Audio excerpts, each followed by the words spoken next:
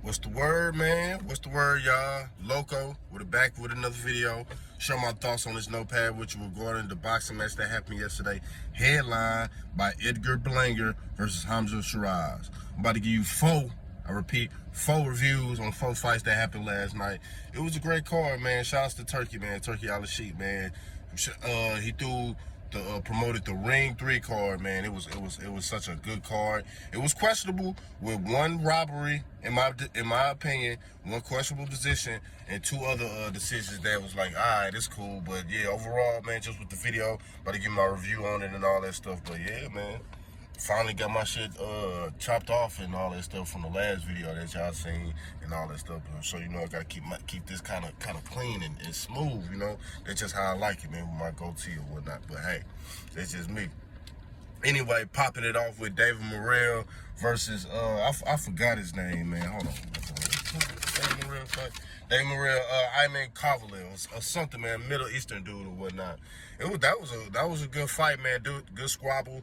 David Morrell, you know, he liked to showboat in that southpaw stance or whatnot. So his other opponent was an orthodox fighter or whatnot. Battle with the outside foots trying to get position or whatnot. But anyway, in my opinion, I feel like David out, man. He won, man. He won. He ended up dropping David Morrell, man. Yes, he dropped him with a looping hook. I want to say a looping hook, looping right hook or whatnot. David Morrell got lackadaisical on the ropes and all that. Next thing you know, he got dropped at the end of the round. That's what saved David Morrell, for real, from the fight. The overall decision, David Morrell won. In my opinion, I felt like that was a robbery on the behalf of Turkey, man. I felt like they robbed dude, man. They robbed dude. You know, David Morrell, he got the better name. He got the more hopped up name and more of a fan base or whatnot. But yeah, in my opinion, man, David Morrell, he lost that fight, man. You was lackadaisical. You was doing all showboating. You was getting hit with clean shots you shouldn't have got hit with. You was the taller man. You should have stayed on the outside. You could have worked the jab a little bit more. But dude was walking in hands down, and you wasn't making him punish. You wasn't punish him for it. And you, the southpaw fighter, you should have been putting that left in his face all day. That was your fault, David. Your fault.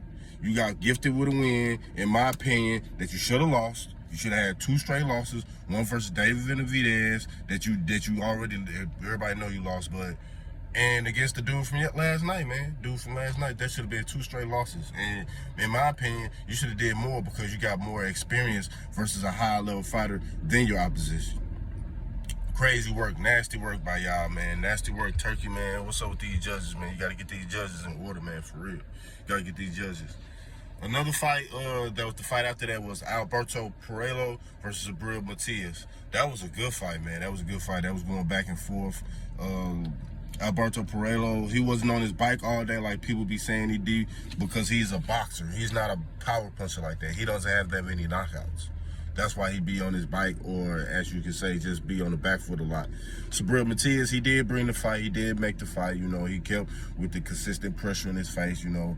And that was another southpaw versus orthodox fighter, too. That was another southpaw versus orthodox. And that was a good squabble, man. Didn't nobody get dropped, but they was trading hot leather last night. They was trading hot leather.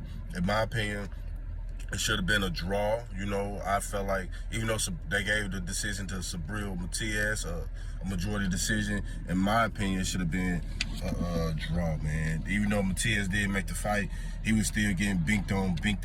I felt like he didn't do enough to take the belt from the champion, actually. As you can see, at the end of the fight, when they was doing the scorecards and whatnot, he dropped down to his knees like, whew, they gifted me with a win, you know. In my opinion, it should have been a draw, man, because he didn't do enough to take away from the champ, you know. He did bring the fight, but they both got gassed out at the end. It was a good fight overall, but I would have scored it a draw, me personally. The fight after that was Sheeraz Stevenson versus William Zepeda. That was a great fight as well, man. 2 southpaws going at it.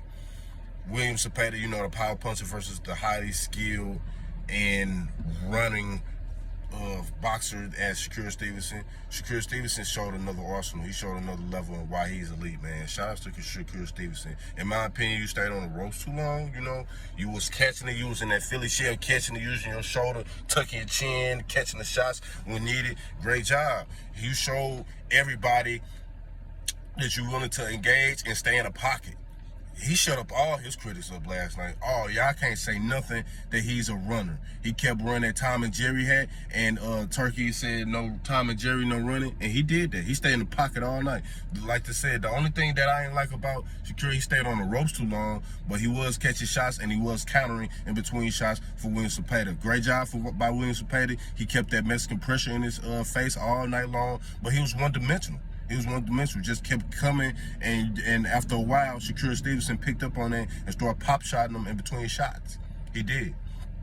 In the middle, in the beginning of the fight, Shakur Stevenson was on the ropes a lot, but he adjusted during mid-fight and late fight and brought the fight to him in the middle of the ring. He stayed more in the middle of the ring, even though later rounds he did go back to reverting back on the ropes and all that stuff. But William Cepeda, he stayed. He did what a Mexican do: stay in his face, stay in his face.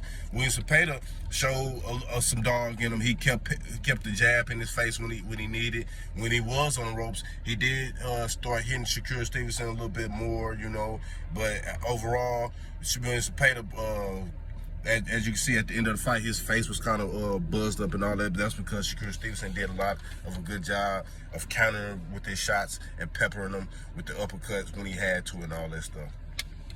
Great job by Shakur Stevenson. It was a unanimous decision for Shakur Stevenson. Me personally, I thought the scores was too wide, 119 and 109. No, in my opinion, William Cepeda did take them early rounds. In my opinion, he did. It's the quote, even though he did lose, yeah, and I agree with you on him losing, but the scores didn't reflect it. It was a much closer fight than what it was. It was a much closer fight. I would have gave William Cepeda a little bit more of the rounds, but William Cepeda, he did what he had to do. He need to work on adding another tool in his arsenal with another high-level boxer like that, because Shakur Stevenson showed he has one or two more styles that he can adjust to when fighting another boxer or a puncher like that. Shout outs to Shakur Stevenson. You proved everybody. I already knew you had it, but me personally, I'm glad that you did stay in the pocket more to show us that you did have that in your arsenal for display to put on for everybody, you know. Now we go to the main event: Edgar Berlanga versus Hamzah Sheeraz, man. As y'all can see, doing the press conferences and all that stuff, Edgar Berlanga did carry the press conferences, the hype for this card and all that stuff, giving Oscar De La Hoya wigs, little fishnets and all that stuff, saying I'm this and then I'm that. He was doing this, the little shooting sign at Hamzah Sheeraz and all that stuff. Me personally, all that stuff is too much at times, you know. It is entertaining, don't get me wrong, but just some of the stuff is just off the wall, you know what I'm saying? Because you still got to fight the fight. But they end up getting in the win. You know, Hamzah Sheeraz, he is a towering fighter, man. He's tall. He's like 6'4", 6'5", man.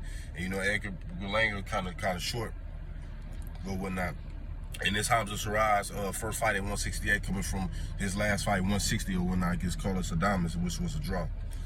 During the early fights, during the early rounds, it was kind of like, what is y'all doing? You know what I'm saying? It was kind of getting late. Like, come on, y'all got to pick up the action and whatnot.